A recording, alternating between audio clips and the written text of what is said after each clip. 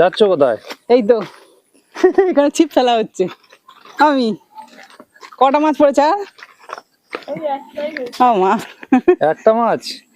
একজন লোক বসে আছে বলে সেই জন্য, কিন্তু যে ছিপ ফেলছে তার জন্য নেই। একজনই আছে, একজনের জন্য একটা, তবে মামার জন্য একটা হলে আরো ভালো হয়, কালকে তাহলে সুবিধা হবে। তো যাই হোক, এই যে আমাদের ছিপ ফেলা সকালে ধরা হবে, একদমই অবশ্যই অবশ্যই। আমাদের কিন্তু 365 দিন এই পুকুর থেকে মাছ ধরে খাওয়া হয়।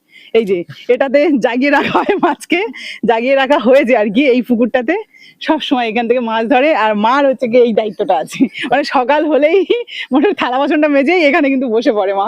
এটা মাস্ট, 365 দিন মা এখানে বসে, তার জন্য কিন্তু এই ব্যবস্থাটা, সুব্যবস্থা দেখেছো এরকম। হ্যাঁ, কেউ ছিপ ফেলে এরকম ভাবে বসে, দেখো কিরকম আরামসে চেয়ারে বসে মাছ ধরছে। আর হ্যাঁ, এটাতে আমাদের একটা ভালোই যে আমরা জ্যান্ত মাছ, পুকুরে জ্যান্ত মাছ খেতে পাচ্ছি, এটা একটা খুব ভালো। তো যাই হোক, দেখাই। একটা বড় একটা তেলাপিয়া পড়েছে। ওই লাইলেন্টিকা আর কি, মনোপিয়া। আচ্ছা, লাইলেন্টিকা, তেলাপিয়া আর মনোপিয়া, এই তিনটের মধ্যে লাল লাল থাকবে। আচ্ছা, লাল ভাব থাকবে। তেলাপিয়াটা এমনি সাদা, আর মনোপিয়াটা একটু স্বাদই প্রায় একই রকম না? তেলাপিয়াটা একটু ছোট হয়, সাদাটে হয়।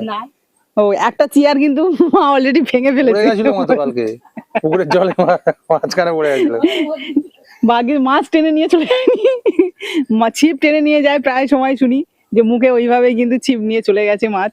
তো বড় মাছ তেমন ভাবে পাওয়া যায়নি, কিন্তু এই তেলাপিয়া বা পোনা মাছ, সব ধরনের মাছ কিন্তু মা এইভাবে ছিপ ফেলে আমাদের খাইয়েছে।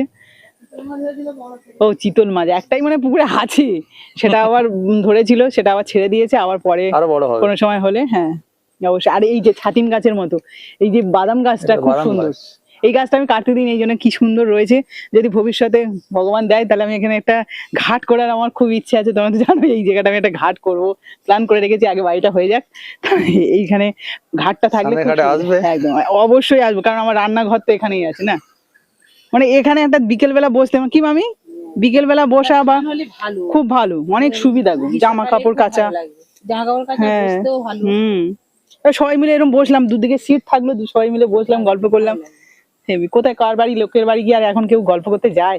নিজেরাই যে একটু আরাম হাওয়া খাবো, সবকিছু পুকুরের হাওয়া, আবার এরকম মাছ ধরবে কত রকম। ওই দেখো চিংড়িটা ডুবে নিচ্ছে, বাবা, এই ছোট পুঁটি মাছ নাকি?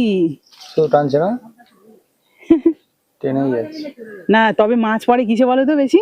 মাংসের আলু, হ্যাঁ, আর তালের বড়া, হেভি মাছ পড়ে।